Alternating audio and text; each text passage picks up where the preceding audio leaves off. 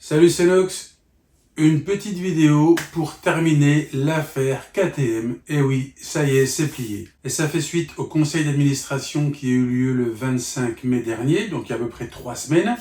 Alors vous allez me dire, t'es un peu à la bourre. Oui, j'ai eu une petite intervention chirurgicale, donc j'ai été un peu absent de YouTube pendant quelques temps. Mais là, ça va mieux, tout est reparti. Donc, je vous donne la dernière news de KTM.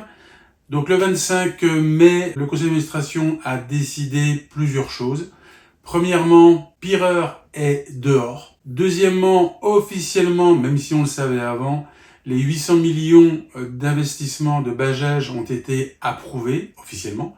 Ce qui veut dire que, officiellement, toujours, Bajaj devient l'actionnaire majoritaire de KTM. Donc là, c'est officiel, KTM est indien.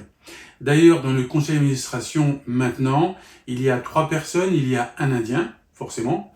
Il y a un Autrichien et un Européen d'origine italienne. KTM sera bénéficiaire en 2025, même si le chiffre d'affaires n'est pas au rendez-vous, ça leur permettra de faire une année correcte.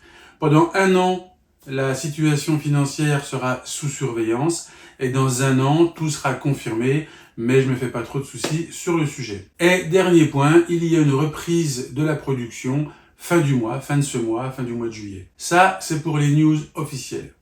Ensuite, qu'est-ce qui peut se passer réellement, officieusement ?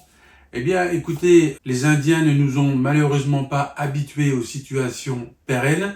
Rappelez-vous la catastrophe d'ArcelorMittal, c'est-à-dire que les Indiens promettent tout, ils investissent de l'argent, ils disent qu'ils vont laisser les activités sur place, en l'occurrence en Autriche, et après 1 an ou 2, en fait, ils arrêtent tout et tout est transféré en Inde ou ailleurs.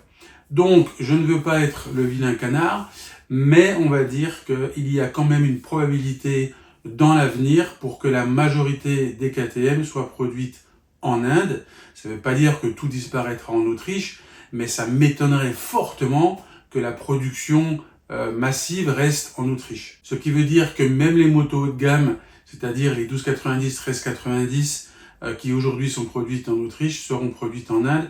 Alors, c'est pas du tout sûr, c'est moi qui dis ça, mais c'est un petit peu le risque. Ça veut dire que les gens qui travaillent en production, eh bien, à leur place, j'essaierai de trouver peut-être un autre travail depuis maintenant. En tout cas, la 1390 Super Adventure que j'attends avec impatience sortira à la fin de l'année.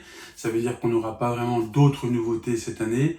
Donc elle sera présentée pour une 2e fois à l'ECMA, mais là avec une production derrière. Et d'ailleurs, dès qu'elle sortira, je vous ferai forcément une vidéo, je ferai un essai. C'est déjà prévu chez le concessionnaire KTM du coin. Donc voilà, en résumé, bonne nouvelle. Si vous vouliez acheter une KTM et si vous hésitiez encore, eh bien là, c'est clair. Allez-y, achetez, foncez, c'est bon, on peut y aller. Et je dirais que KTM est sauvé des eaux, non pas par les Chinois, mais par les Indiens. C'est comme ça, mais en tout cas, c'est plutôt une bonne nouvelle pour la marque. Voilà, fin de l'histoire, fin de l'affaire. Je ne referai probablement aucune vidéo sur le sujet avant très longtemps, j'espère, et si possible, jamais. Sur ce, je vous souhaite bonne route et passez une bonne journée.